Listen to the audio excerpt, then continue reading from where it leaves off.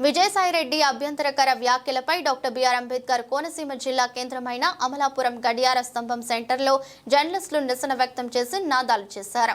ఈ సందర్భంగా పలువురు మాట్లాడుతూ విజయసాయిరెడ్డిపై వచ్చిన ఆరోపణలపై వివరణ ఇచ్చేందుకు ప్రెస్ మీట్ ఏర్పాటు చేసి అందులో విజయసాయిరెడ్డి మాట్లాడిన తీరు తీవ్ర అభ్యంతరకరమన్నారు. మీడియా ప్రతినిధులను అసభ్య పదజాలంతో దూషించడాన్ని తాము తీవ్రంగా ఖండిస్తున్నట్లు తెలిపారు. తక్షణమే మీడియా యాజమాన్యానికి ప్రతినిధులకు బహిరంగ క్షమాపణ చెప్పాలని డిమాండ్ చేశారు. లేనిచో రాసలీల రెడ్డిని ఉతికి ఆరేస్తామని హెచ్చరించారు. కబడ్దార్ వీసారెడ్డి కబడ్దార్ అంటూ నినాదాలు చేశారు. ఈ కార్యక్రమంలో జర్నలిస్టులు, కాంగ్రెస్, బీజేపీ, జనసేన నాయకులు పాల్గొన్నారు. అందరికీ నమస్కారం. మరి చాలా దారుణం.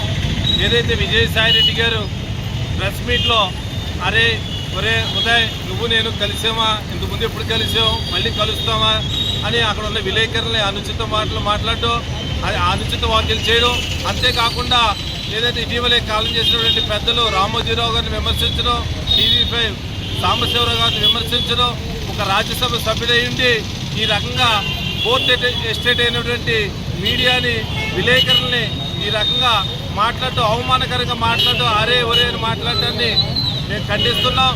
ఏదైతే విజయసాయిరెడ్డి గారు తక్షణమే యావత్ మీడియా సమాజానికి క్షమాపణ చెప్పాలని చెప్పి ఈ సందర్భంగా తెలియజేస్తూ ప్రభుత్వం కూడా ఆయన మీద చర్యలు తీసుకుని తక్షణమే అరెస్ట్ చేయాలని చెప్పి ఈ సందర్భంగా డిమాండ్ చేస్తున్నాం.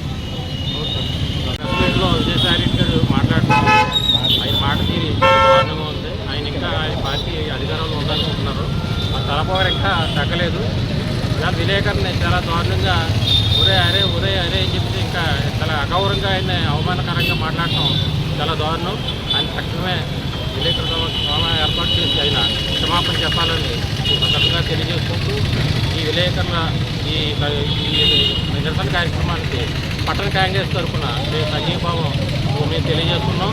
విజయసాయిరెడ్డి గారు వెంటనే మీడియా ముందుకు వచ్చి క్షమాపణ చెప్పాలి. ఇక మూర్తి గారిని కానీ మన రామోజీరావు గారిని కానీ ఆయన విమర్శించడం చాలా దారుణం. ఈ సందర్భంగా మేము మా పార్టీ అంతా కూడా కాంగ్రెస్ పార్టీకి సంఘీభావం తెలియజేస్తున్నాం.